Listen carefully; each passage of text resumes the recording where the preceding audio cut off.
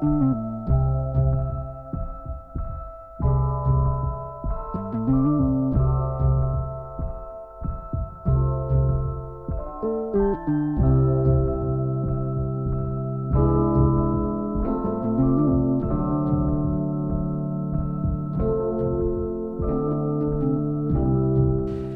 hello everyone, welcome. This is our first ever in-person Aperture PhotoBook Club. So yay us.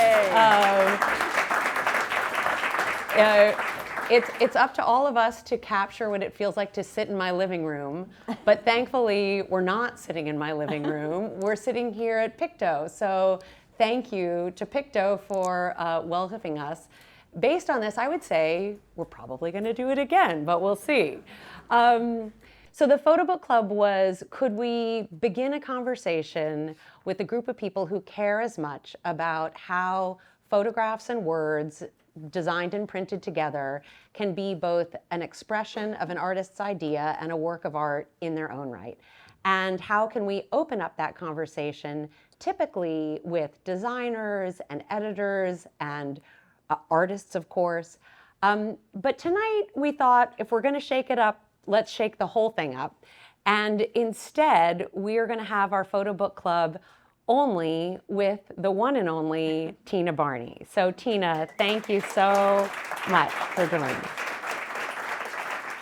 Like the Queen of England. So a few things. So in addition to only focusing with Tina on her wonderful new book, Family Ties, there are a couple of things that are different about tonight.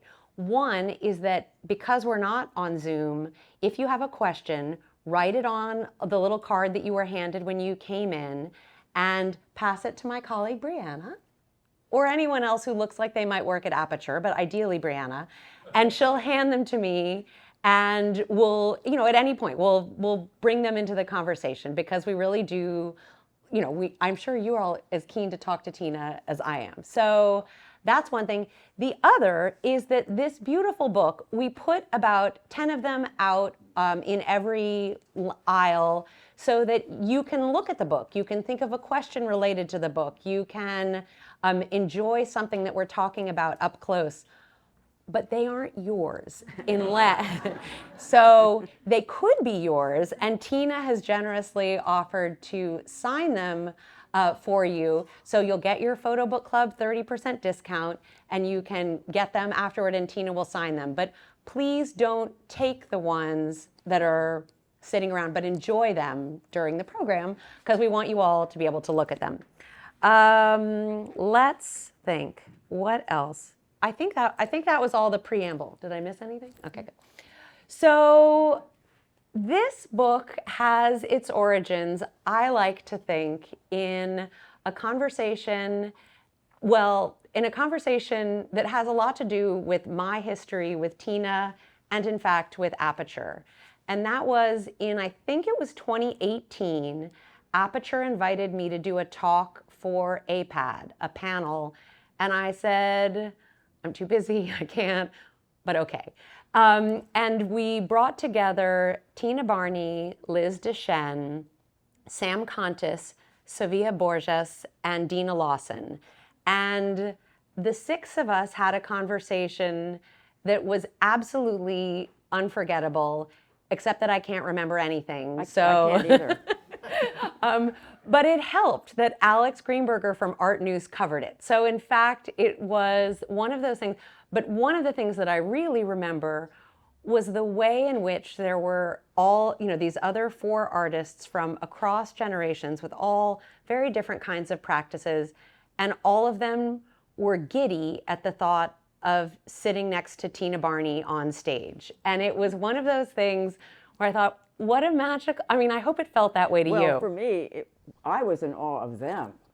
I couldn't believe I was sitting with them. I think the feeling was mutual, and it was another memory that I think led more directly to this book was sitting around the study center table at MoMA and looking at some new work that you were making with Quentin Bajac, who was then chief curator of the Department of Photography at MoMA. But then Quentin moved back to France and became the director of the Jeu de Paume. And this book, beautiful book, accompanied an exhibition for which Quentin was the curator. But maybe you could tell us a little bit about how that started, because as you said, it wasn't like you and Quentin became best friends when you were living in New York, if from what I understand. Not that they weren't friends, but you know. I think I might have communicated in all that time when Quentin was in New York, maybe with him twice. He's very shy. I don't know if I'm shy or not, but he was the director of photography. So I'd like to say I barely had any kind of contact with him whatsoever. And I can't remember how many years this would be. He was there for 6 years, so a long, 6 years. Fast forward the summer before last, which would be 2023. 23, I get an email at 5:30 in the morning. Hi, Tina, this is Quentin. Would you like to have a one-person show at the Jeux de Paume in 2024? Let me know. Goodbye. So I thought maybe I was hallucinating, and I answered him, and he said this at my opening in Paris. He said, she answered me in about 7 minutes. At Tina's an early riser. So. And I still thought I was dreaming. So that's how that happened. And so you knew you were going to do a book immediately, but not necessarily in English, I suppose. That might have been a question mark. But what was the process like? You know, I almost can't remember, but I think the fact that he introduced you into the picture right away made a big difference for me, because... Will you explain what it was we did together, since not... Okay. Only 10 people in the room have the book on their laps. Well, Quentin suggested that Sarah interview me and for the book. And I love that idea because, first of all, writing is torturous for me. I'm a terrible writer. It's just something... She's not. Well, it depends who you compared it to. Okay. And I really didn't want to do that. And just to spend time with Sarah was probably exciting just for me. So we did an interview together, and that's in this book. And I think it was a really terrific idea. I'm sure everybody in this room knows Sarah, but what's wonderful about her is, besides the fact that she's a major kind of force in the history of photography in our time, she's a very approachable, friendly, easygoing, makes you feel a fantastic person. And so it really breaks the ice and makes you sort of get down to the things that are important. Which is... I'm going to make a little plaque that says that. I'm going to put it next to my bed. So I don't even remember what I said, Tina. but anyway. It's okay. It was recorded. We're good. The other thing is that the part that was hard about this book was the idea of working in a country with another language. And a lot of the book was done that way. A lot of the people that worked on the book didn't speak English. I speak French, but then when you're dealing with writing, that's a whole other kind of animal. And Quentin's essay is very sophisticated. Sarah, you tell me what you think. I think it's everything I would have dreamed of, because it's highly intellectual. What really interested me, first of all, most people think that the artist curates their own show. Well, not only did I not curate the show, but the thrill of all is to have an expert in the field write about your own work. Hear their words, hear them talk about you in the history of the field that has been your life for 40, 50 years. So Quentin wrote this essay, and when we got it in English, don't tell him I said this. We thought maybe AI had translated it because it was so difficult to understand in English. And we finally broke him down, and I politely said, we don't even understand what this says. And it is a very, what he wrote about in the book that's interesting to me is he talked about the field of photography, the cameras I used, how I worked. And for some reason, I've been written about a lot. Nobody really got to the point that he got to and dissected it to this point. I felt that so strongly when you're standing in the exhibition and you're seeing that what he's seeing in your work and how he's describing what he's seeing and what he attributes that to.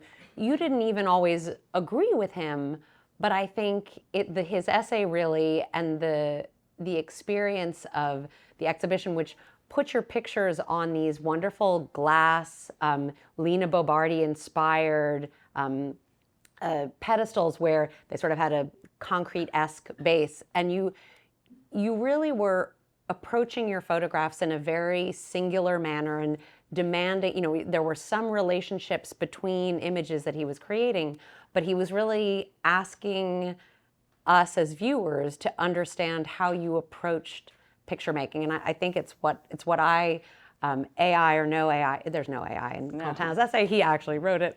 But it is, but I think it is a remarkable piece of scholarship on your work. And it's a compliment, I would imagine, to an artist to have somebody look and think that deeply about what we did was fun and interesting because we got to sit down for a couple of afternoons and, talk about things that were of interest to me that I thought might be interesting to other people about you as an artist, about moments in your history, which we'll get to some of those. But let's talk a little bit about the book itself, since we're in a book club.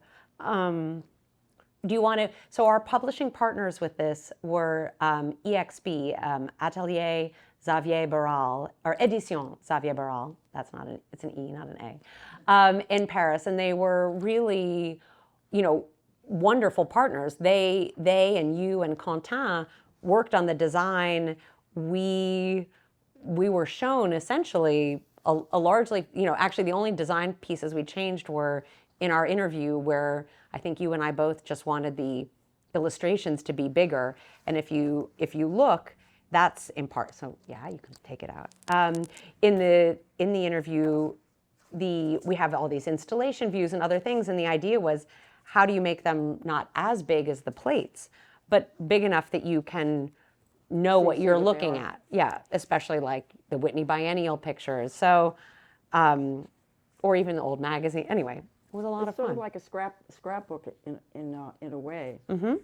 I think the combination of a very kind of informal, friendly interview that we had together, and then Quentin's very sort of intellectual one is just a good combination. Mm-hmm. And the pictures get because my photographs are quite personal, autobiographical, really. The interview and the photographs show you a bit about me that some people care about, some won't. Yeah. Do you? What I really liked that was a surprise to me, because all of this is on your computer, and for me that was very difficult. If you're used to it, it might be something different. Is I really never knew the book was going to be this size till I actually saw it. And what size did you think it was going to be? Maybe a little bigger. Okay.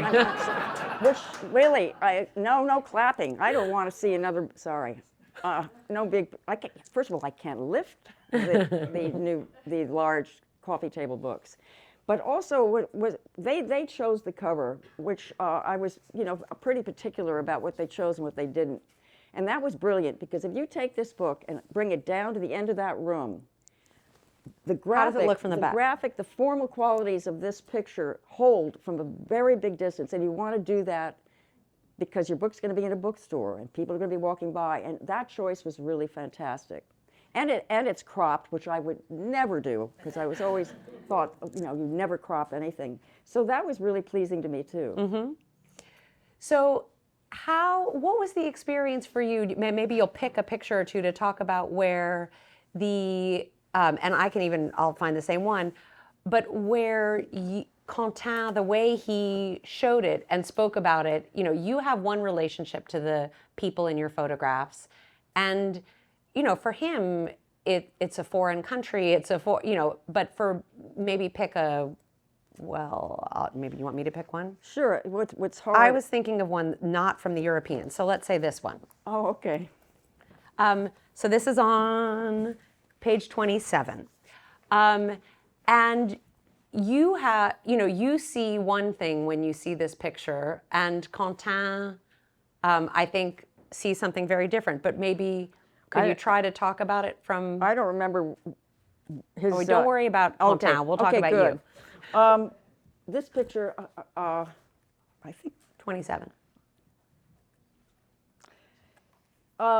Each one of my photographs sort of, depending on when I did them, were focused on different things. But this one's different because this photograph is a family commission, which I don't do often and I really don't like.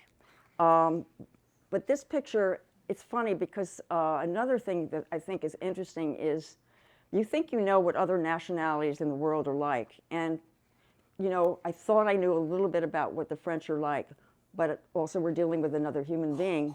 And one of my most important kind of tools in my life is sense of humor.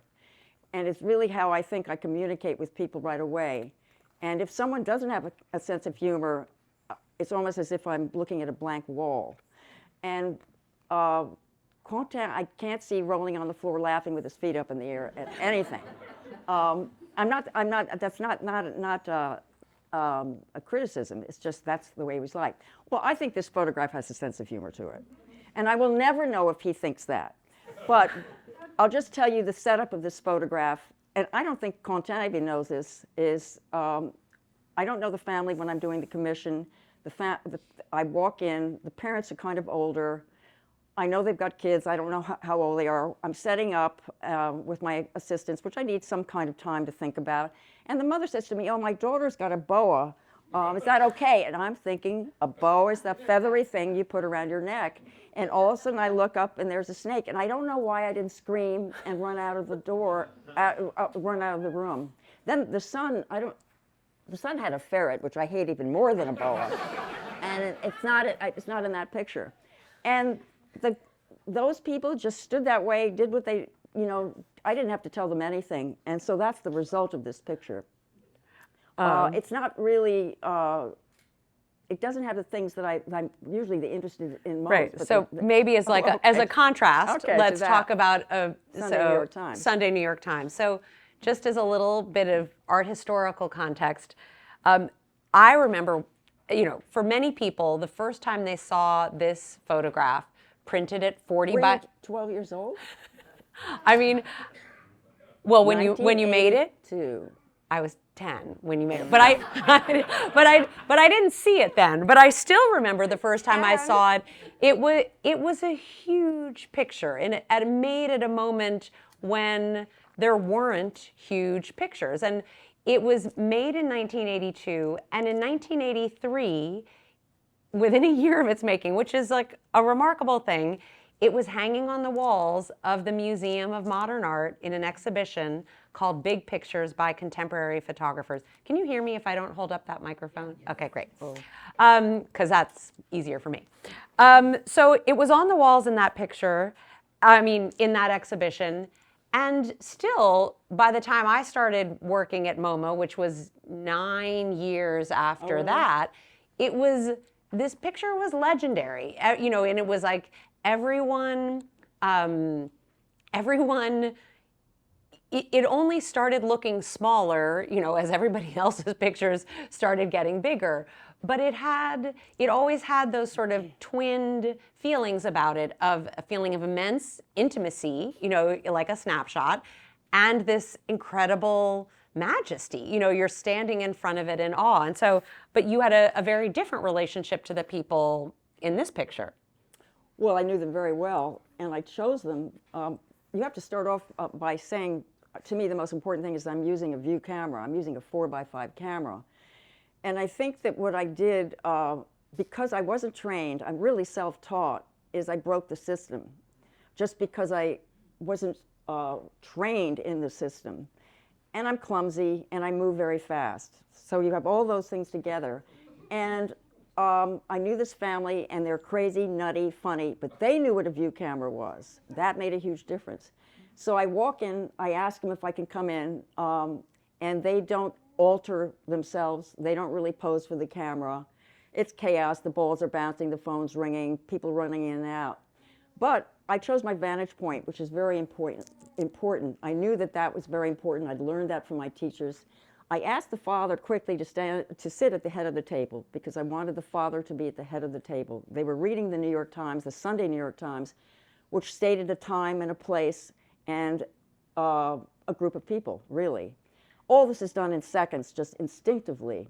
What I think was surprising and shocking to people is the resolution and the quality of. Maybe actually it's one of the things I really love about the design of this book is that periodically you see a picture and then you're interrupted by what it would feel like to be seeing that picture at full scale, where you really understand all the amazing things in your negative. So it's a nice thing about, I had nothing to do with it, which is why I can compliment it like that. So anyway, that's this picture. Yeah. That And was this the beginning. and this and the room that they're in, do you want to just tell a little bit more? Well, the room, what's interesting to me is still exists. I think I took Sarah by it the day she came at my house. The family still own it, but what's fascinating is those blue dishes on that wall are still in that same place today, and probably have been 30 years before I even took the picture. And those things just absolutely astound me. And I think maybe for one more sort of point of contrast with a plate in the book, maybe you'll talk about this, because one of the things I really enjoyed in our interview was hearing you speak about, here was an exhibition. This was your first retrospective in Europe, right? Or, well, in a long time. And the Quentin's interest in your work had its own character. And when we were speaking, the difference between photographing American families and photographing European ones was very stark to you. And so maybe would you tell a little bit about how your European series started, and then, The European series started in 1996 because a friend of mine said they had an artist, one of them was Chuck Close, and another artist, Dorothea Rockburn, had both been to the American Academy in Rome and told me that I had to apply, and that it was an incredible experience. And I followed through with that and went. I didn't win a Prix de Rome. I went as a visiting artist, which you can do. And the sort of the saving grace was I had a friend who was half Italian, half American, and she lived in Rome, and she helped me find families to photograph. That first year that I went there for 2 weeks only. That dominoed into 8 years, 6 countries, 8 years. Because what happened was the pictures were so fat. I mean, I basically could have been blindfolded and taken an interesting picture. The people, the houses, everything was so extraordinary. But the way I got the connections was one family would say, who was, let's say, a woman who was Italian, said, my brother married a Spaniard, and they would connect me to Spain. And it just went on from there. Finding the people, and this is before the internet. This is all done through fax machines, and before the telephone. But still, this is how I found the families and photographed in those different countries for all those years. So this is the kind of house that I would go to. I had very little equipment. I did have lights. I had different assistants in each country. These are 40-foot ceiling places. I think I asked the families sometimes how to dress, but what interested me here is this woman's wearing an Emilio Pucci dress, which is what I wore when I was 19 years old, because that was the status symbol of all time. And here she is in 1997 wearing the same kind of dress. But those things interested me, in the fact that the children were dressed the same, the fact that the people were so formal, the way they dressed, the way they greeted me, the children greeted me was almost unreal, the manners and the politeness, the way they look at you and they kind of curtsy.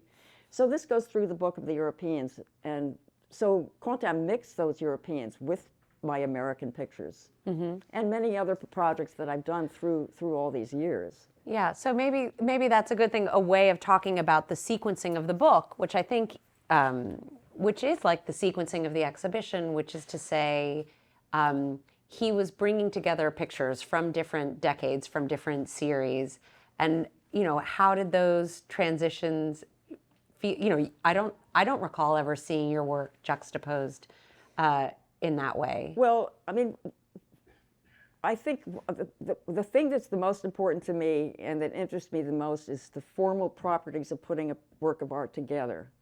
Not that the woman's pretty and she's dressed in pink or the house is great, but the scale. I mean, I spent lots of time reading about this. The scale, the space, color theory. If someone's wearing red, is it more powerful than the green behind? All those things are in there. I think that Quentin took that into consideration, the formal properties of the picture. But then I think you almost could have tossed all those pictures up in the air and they would have fallen without any direction whatsoever, and they probably would have been interesting. But the things that interested me, the things that We're going to interested have to return to that. the things that interested me is when you walked in, it's too bad we don't have an installation shot, because Quentin, in my little apartment, described these plexiglass structures to me. And what I saw when I got there was better than my dreams, better than anything. Most people have never seen this kind of installation before. Yeah, we'll make sure when we put up a recording that we have an image of it. But they were, Lina Bobardi designed these. And I didn't know that. So you're the first person. He didn't mention that to me. So she designed them for MASPI, the Museum of Art of Sao Paulo, and they are these, and there they are these concrete-based, glass-topped, almost plinths that allow you to see each work of art. Sometimes they're hung front and back, but often they're just hung from the front. And actually, the Venice Biennial this year picked up on that, and there was Adriano Pedrosa, who's the director of MASPI, did that in a nod to the original installation principles of his museum. But it's a remarkable thing to encounter a work that's almost floating in space, and yet it's so clearly anchored, in that too. So it's not hanging from a wire. It has its groundedness too, but you're not seeing anything that interferes with the frame or the picture. Well, what interested me more, the result of that is that, for instance, I photographed my sister starting in 1984 all the way up through to 2000. And when you're standing there, you can see my sister age by standing in one place, because the pictures are scattered. So you could see this one figure that I photographed. So those things really interested me. Mm-hmm. You could see the passage of time. But by the way, that's not accidental. That's not throwing the pictures up in the air and having my sister once said to me when I was sweating over something at work, she's like, "Oh my God, Sarah, just throw them up in the air, let them fall down, and then make up a story." And I was like, you have that little respect for what a curator does that you think it's just throwing it up in the air and then making a story about how it falls. So a lot of intention, I will say. Like the sequencing of a book, I think they are parallel and closely related practices. So the other thing that I think I'd love to ask you to talk about in terms of the installation that is really only handled in the book in some text figures in our interview is film. So would you talk a little bit about how you think of film, and then we'll talk about it in the exhibition? I always hesitate to talk about my love of film, because I feel like such an extraordinary amateur. But because when you love something, you want to try it. Well, I tried it, and that's using Super 8 film, which I've tried for quite a while. The part that was important is that I finally found an assistant who could help me edit it, and that was really important. But what interested me is seeing the same subject matter photographed in different mediums. And so I've tried a film that uses video, maybe some stills, maybe some Super 8, but then also I'm interested in the passage of time. So I would follow the same, let's say, identical twins for 5 or 6 years, and I put that all into a film. So that one's called Summer, is that right? No. Youth. What was it called? Well, there's one called Youth. Sorry. Well, what was at the Jeu de Paume was a film called Rhode Island Summer, in which I used a very clunky VHS camera that had a microphone on top. But the editing of that was very fun, very important, and that just showed rituals and of summer activities. So I've made a couple of these little films. Mm-hmm. And at what point in the planning of the exhibition did you decide to include them? Quentin, it was his decision, and I was just thrilled that he wanted to do it. And he found a place, one where you could sit down and listen to it. They actually had French translation of one of them, which was very funny. And then another one was black and white. Why was it funny? Just to see the sort of not slang, the argot, the way people talk in a small Rhode Island summer resort. There's an accent, there's slang, there's the way they talk to each other, they talk through their nose, things like that, that's all in there. And then to see it in French, it's never going to be the same in a million years, but it was very funny. That's great. So maybe we'll talk a little bit more about the interview, since that was what you and I did together in the book. And I think we begin sort of, maybe not in the beginning, but with your grandfather and his, you've been surrounded by photographs long before you became a photographer. And I was really interested to hear about your grandfather's love for and use of photography. Well, I think there's a picture of my grandfather in the book with my sister, but my grandfather would come up and visit us maybe once a week. This is in Long Island where we lived. And he always had about 2 or 3 cameras around his neck. And for some reason, we didn't mind him photographing us. Well, the result of those are the most exquisite 2 1/4 photographs. He had a 3D camera, stereo, slides. But then he also photographed my mother, and I have glass plate negatives. He had his own darkroom. So I'm always interested in how much his influence. Did I inherit the love of photography because my grandfather loved photography?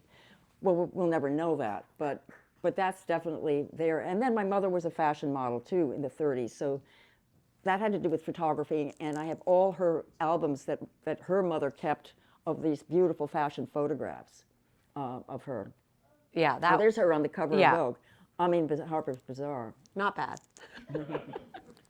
No, and I think that as an origin story is so wonderful. But it wasn't until you had left the East Coast and moved to Sun Valley that you really started. And we do have, Tina let us put in the book a portrait of her at around the time she moved to Sun Valley, which is, I mean, enviable.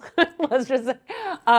Will you tell us a little bit about that time? I think that's sort of a miracle. My husband thought that New York was a horrible place to live. He grew up in Rhode Island. And I always say to everybody, in those days you did what your husband told you to do. And we left New York, which I can't believe. And because you were a lifelong New Yorker. Oh yeah, right. I'm a New Yorker. So we did go and look for places. We went to Hawaii, we went to Colorado, but we ended up going to Sun Valley because I brought him there because my mother went there when she got her divorce from my father when I was about 9 years old. And I remembered it. We went back there and he really liked it, I liked it, and we went there not knowing one person. The first week I'm there, I had started collecting photography at that time in New York City in a very small way, but I started volunteering at the Museum of Modern Art, and they put me in the photography department, and I knew nothing about photography. I didn't know who Ansel Adams was, and I started buying. There were 2 galleries in New York City, and I started learning from the people that worked in those galleries. And you could buy an Ansel Adams for $120. A Weston for $350, which was expensive at that time. And then we moved to Sun Valley. I'm walking around, and there's an art center that the woman whose husband owned Sun Valley began, and I started taking photography classes there, and that's how my whole love of photography and my whole career started because of that move. I don't think I ever would have become a photographer. And so there were these workshops there. Workshops with all the top photographers in America, and sometimes I'd be the only student there because I knew who they were. Everybody from Frederick Sommer to Ralph Gibson. I can't even name. They all came there because it was fun to go to Sun Valley, Idaho. Mark Quittet, wasn't he? Well, he was the director of photography. He taught me color. Peter DeLore was my first teacher who taught me black and white.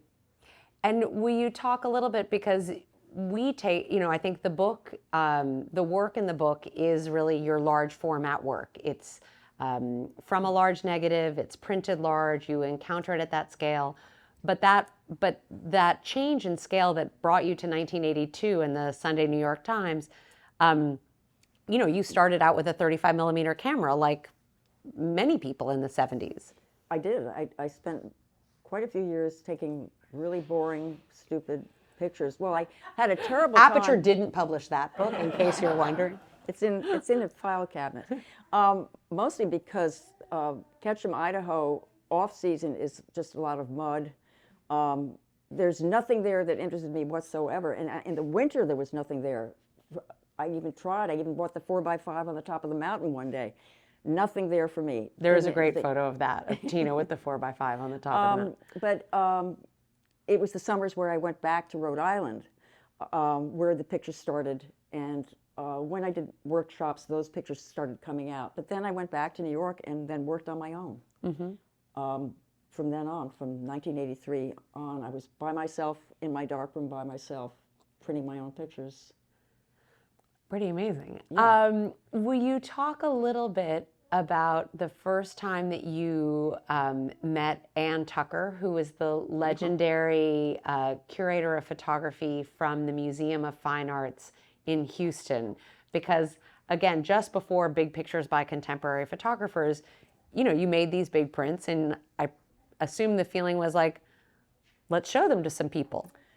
Well, or perhaps, I don't know. I hope this isn't too long a story, but I think what's interesting is that I'm in this little photography department in Sun Valley, Idaho, a tiny town, and yet important photographers came there to teach. And one day a woman came in named Wanda Hammerbeck from San Francisco, and she said, "Hey, Tina, did you know you could make your pictures bigger?"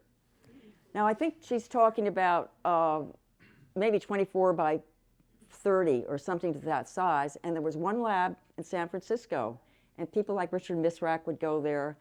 And so I started sending my negatives, my 4x5 negatives, to San Francisco to make them a little bit bigger. And then I made them, got them to the point of making them 30 by 40, which was huge at that time. And then I guess I was pretty ambitious, because I found out, I listened to all these teachers that would come in, and they would talk about Ann Tucker, that she was it. She was the person that you wanted to show your work with. And I don't know how I got the guts, but a friend of mine who wanted to be an artist too, I had a tube made, a PVC tube made to put these 30 by 40 photographs in, to carry them around with me. And I only had about 4 or 5 of them. Sunday New York Times was one of them, a couple of others. And because I had my friend, I didn't feel so shy, but I knew that the Ann Tucker was the person to go to. So I carried my tube in, unknown, without an appointment, said I'd like to see Ann Tucker. I go in, she brings me in, she puts them on the floor, and she starts running out and goes into the hallway, says, "Everybody, you've got to come see these pictures." And of course, you think you're dreaming. This is what every artist in the world dreams of. She then calls her friend up who's in the other museum, says, Marty, you've got to come over. You've got to see these pictures.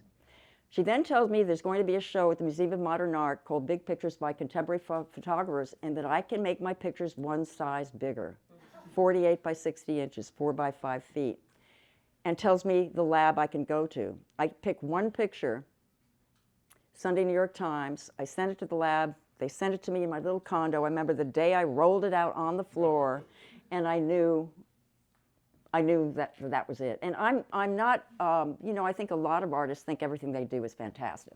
I'm not that way. I knew that there was something, and it had to do really with the resolution, the focus, and the quality in a size that big, and I knew that this was something. Now, after that, I had to have a bigger PVC made, and I started showing my work, and friends would help me roll these things on the floor. And I remember going to Robert Friedis Gallery, and Robert Friedis was one of the best galleries in New York City, and he was not a friendly person, and rolling them on the floor, and you have to get on your hands and knees to do this, so it's sort of degrading to do just to begin with, and I rolled them on the floor with my friend, and I look up, and he says, "I don't see anything in these pictures except they're big." So I had those kinds of reactions. I didn't have it all sort of bed and roses all the time. Well, that's great. I'm sorry I didn't know that before we did the interview. But that's the good thing about talking to you again. I love it. Yeah, we were cutting our interview back like crazy anyway. So I actually think that is another piece of when Quentin, one of the things that we talked about at MoMA a lot was that picture Sunday New York Times and the question of focus. So it was a beautiful print. but it's an analog process. It's an, analog negative and analog print. And one of the other things that I loved speaking about with you in the interview, you initially had said, well, I don't want to ever reprint that picture because as a digital print, it would be too precise, too sharp. I don't, it actually changes the character of it. And maybe the way to ask you to speak about this is through some of your commissioned works, people, because I enjoyed speaking to you about people who are asking you to photograph for a magazine, let's say, with your analog process as opposed to digital. So it's one thing to fetishize about a print that was made in 1983 that has a sort of softness to it, a delicacy that that some printing, not here at Picto, they know how to manage this, of course, but that can feel over sharp and can give a sort of specificity. But sometimes people are asking you to shoot digital, and sometimes people are asking you not. Well, this is a long conversation because I also think to talk about. I should say, although I have 118 questions for Tina, don't forget that if you have one, Brianna's waiting, and we would maybe walk around and see if anyone has one, because you did show up here, so we want yours too. Well, let me just okay. Keep talking. About don't this. Don't rush. It'll take us a while to walk. There are two things that Sarah talked about. You mentioned two entirely different That's true. things. Sorry. One of them is I have a tendency to do that. Now that I am printing, I'm scanning my negatives and making digital prints. And in the show at the Jeu de Paume, and I'm not bragging about myself. I'm bragging about my printers. People could not get over the prints. And now I'm going to brag about myself. And I think the reason for that is the huge amount of time that I spend going back and forth to the printer to get that new digital print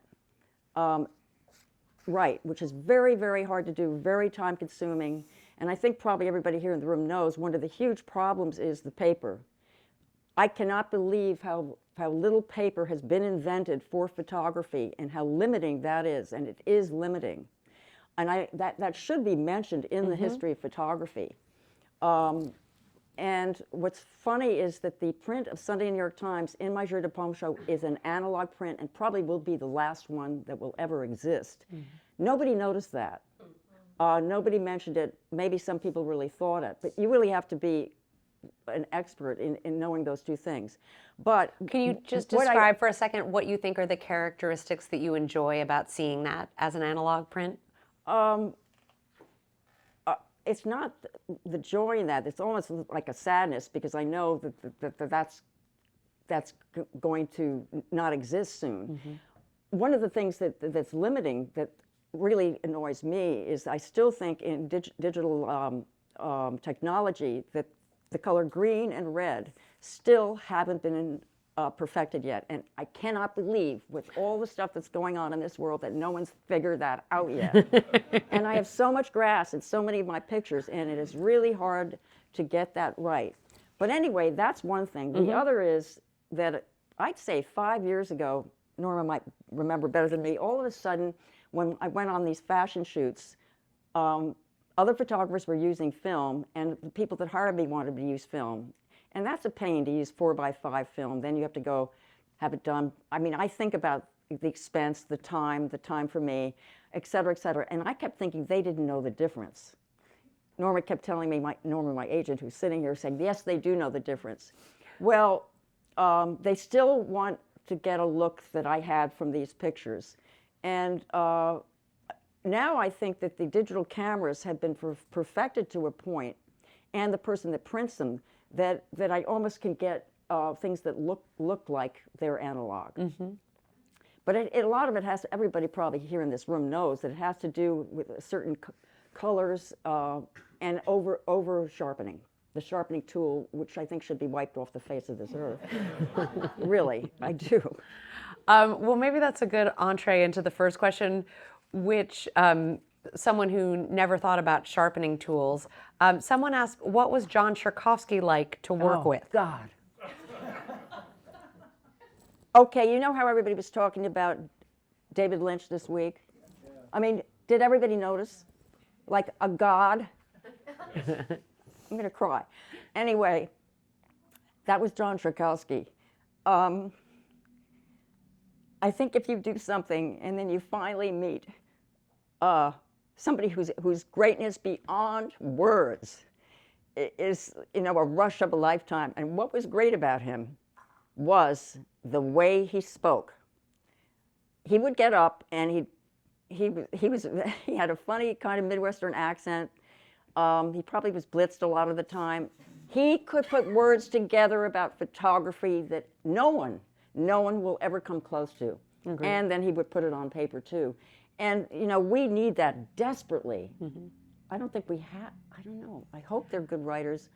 I think there are a lot of good writers. I do think he had a singular gift for putting simple words together in a way that evoked something that couldn't have been speaking about anything else. And in that process, it helped you understand something about the specific and the universal that, yeah, it's a rare gift. Well, also to take a visual medium and then use another medium, which is words. You know, the crossover of those two mediums is not an easy thing to do. And you probably should think, we shouldn't even be speaking about photography. I mean, this is a visual medium. We use a camera. There should be nothing written about it. Nobody could possibly write about it. But once in a while, you do get somebody.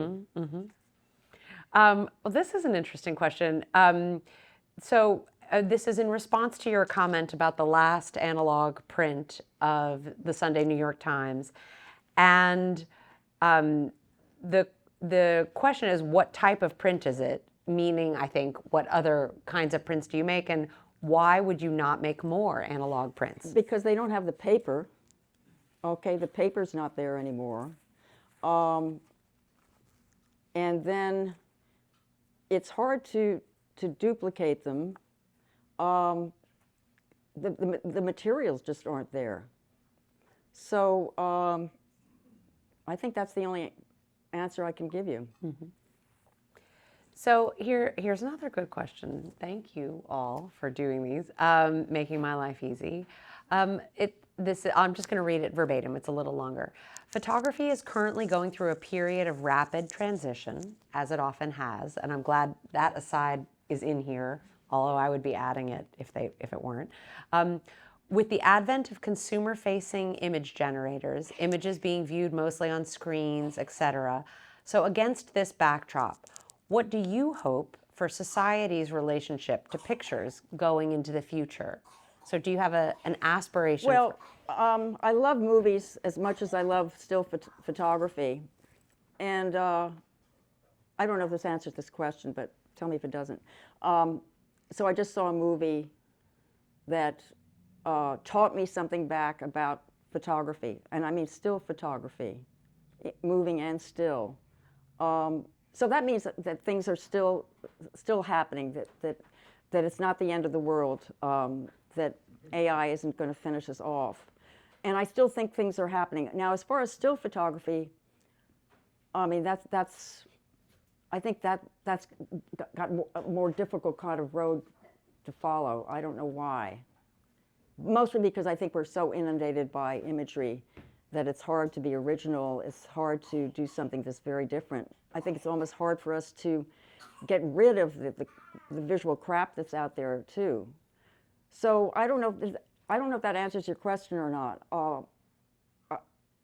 Tell me if it did. But I guess maybe I'll ask a little bit more about this, because to my mind, it's almost like what the world needs is still photography. That's the answer. It may be part of the problem, but it's also part of the solution. And obviously, I'm an optimist, but I think, to me, a great picture is something that makes you slow down. And the reason I'm happy to be at Aperture is that we're a place where we print things in such a way that we're asking people to slow down with us. And I think that's, I know you feel that too about the process of making pictures.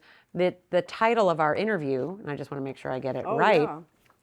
is and it's a quote from Tina, slowing down means thinking. So to me, I think photography does that to you, but I think on some level, photography does that for all of us too, for the best of them. You know, you can scroll through 100,000 meaningless pictures pretty quickly, but the ones that really make you pause and take notice and think about their consequence, that's something very different. I mean, I don't know the answer to that, but I do think that we're so completely inundated with imagery, from the phone to the TV to the movie screen, that I think it's hard to make new original art. I mean, photographic art. I really do. I'm just looking at this whole wall here and look at the combinations of all the different things on this wall. Oh, I think being an artist is as hard as it's ever been. So don't get me wrong about that. I really do. But I don't really have an answer. I just think it's harder than when I started in the 70s, when there was so little imagery that your brain, you almost can't empty your brain. I don't know how all of you feel. Maybe, and I don't have very good concentration, but it's almost like, how do you empty it of everything that's going on, to get back to what you want to do, you as an individual? Well, what I want to do is talk to you all night. But so the one other question that just came in was, what film were you referring to that inspired you? Right now? Yeah, right that now? you were just mentioning. Oh, the last Showgirl. I just, you know, when I saw all the movies, it just, go see it, because it, I use the word slacker. It is so unpretentious. It's like someone was in the first grade and they just took the camera, and maybe they were plastered or tired. I mean, they just broke every rule, went right into the sun, moved the camera. I mean, oh my God, it's just so loose. You know, that's what's hard, is to be loose and to be unedited. And I just, you know, because I loved Nora. I loved every movie I saw practically. I haven't seen The Brutalist yet, but photographically, I love this last Showgirl. All right, that's so I think as we're drawing to a close, there are a couple of other things about the book that I feel like we haven't talked about, and one of them is the title. And I mean, it makes sense with the work, but would you give us a little insight into how you chose it? I didn't. That's Quittet's title, and I said Okay. It sounded like a soap opera, or a series on TV. And then I realized it's very simple, you know, direct, and so he chose it. Oh. And, you know, you, oh, this is a great one. Okay, thanks, sorry, I just got handed a pile. So we're gonna do a little lightning round, okay? When or what prompts you to turn the camera on yourself? So we noticed when you and I were talking that Theater of Manners, your first book, had a lot of self-portraits. And so I think it would be interesting to hear you speak to that. Very simple answer, that I think that self-portrait, if you think about the history of art quickly now, the self-portrait is usually, most of the time, the most important work that an artist makes. Or to me, it's the most interesting. And I think it's because it's a very difficult thing to do, to really think about who you are and what you're about. How to take it technically is a whole other thing, a whole other part to it that's difficult. And I think it just belongs, especially when I photograph my whole life, my family, that I should be in there. I should show you who I am. And I'm interested to see who I am myself by looking at the result. So it's really pretty simple. And do you okay, well, I'm gonna in the interest of answering, I'm gonna not pick up on another one there. So this is something else that you and I spoke about. How does your approach to photographing your own family or those of people you're close with differ from shooting someone else's? You kind of got at this in the beginning, but I think it would be nice to hear you speak a little more to approaching strangers and how that feels different from approaching people you know or have known so closely for so long. Well, I think that nothing can sort of surpass photographing your immediate family and the people that you know the best and care about the most. There's just so many layers that are sort of removed. I don't know what the word would be, not raw, but no crap. You know, I know everything about that person, and it is far more interesting if they're willing to be photographed. And as you can see, in Theater of Matters and in this book, I would never photograph someone that didn't want to be photographed. And so, yes, photographing my own family is the most interesting, and probably, you know, nothing else would be more interesting than that. Here's a question that you don't have to answer, but I'm going to say it out loud. Is there a photographer that is top of your mind right now? Like, is there work that you're seeing that interests you, new work out there in the world? It's terrible to say. I have to think about it. You can also decline on the principle of, you know, it's like naming your favorite child. So I don't. No, You are out there a lot, though. I am. You look at a lot of work in the world. Maybe there's so many I can't think of them, but I think I'm going to pass on that, and I'll tell you tomorrow. Okay, fine. Well, you know what? Actually, this would be a great follow-up. We're going to send you all a letter afterward. Oh, okay. And yeah, if you want to name 3 to 5 things you've seen recently, that would be great. And then it's interesting. These are 2 questions by the same person that I'm going to editorialize as I ask them. So I don't know if the question is, but I'm going to say something before I'm going to let you answer it. Are you a photographer or an artist? And it's framed, it's as a question as an or.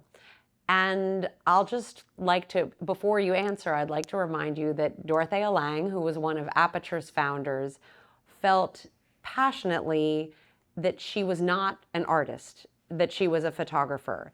And she, Imogen Cunningham was an artist, and Dorothea Lange just had no tolerance or patience. She wanted her photographs to do work in the world, and she felt that if she was busy calling herself an artist, that there would be no room for that.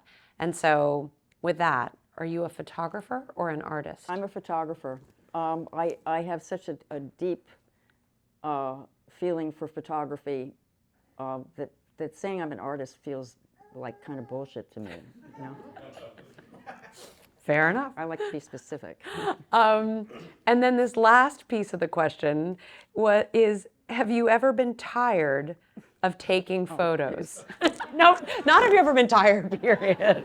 Tired of speaking with me. Have you ever been tired of taking photos? And it reminds me of a piece of what we were talking about with, Bill Brandt was famous for saying that he hardly ever photographed except on assignment. That it was sort of like without the assignment, as he described it, the fun of it fell rather flat. But the question of have you ever been tired of taking photos is one. Well, sure, definitely. Yeah. And then what?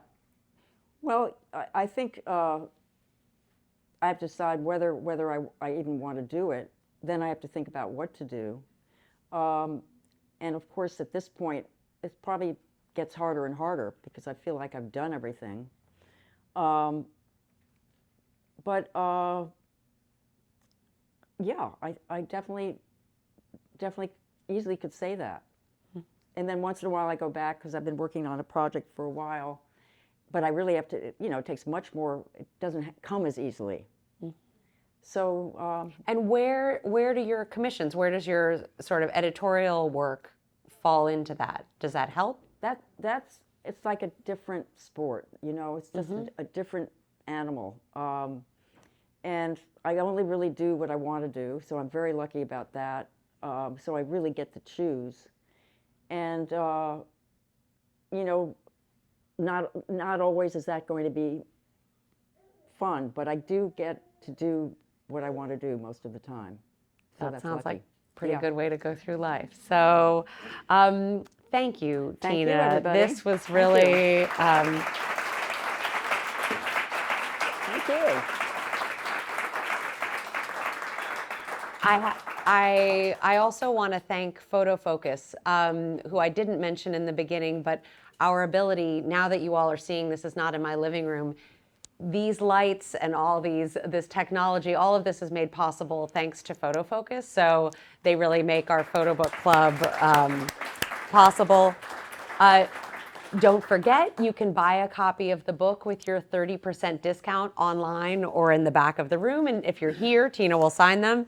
And last, I'm really happy that Picto is offering everyone a discount as well. So if you're here or you're watching this recording and you use this secret code, APBC, Aperture PhotoBook Club, 15, you'll get 15% off of any of your orders with Picto. So hang back, have a glass of wine. Tina will sign books. We're looking forward to being in person with you. And thank you to FotoFocus and Picto, and to Clark and Candle Productions for making this so amazing. Thank you. And as always, to my amazing colleague, Brianna, now you all know what she looks like.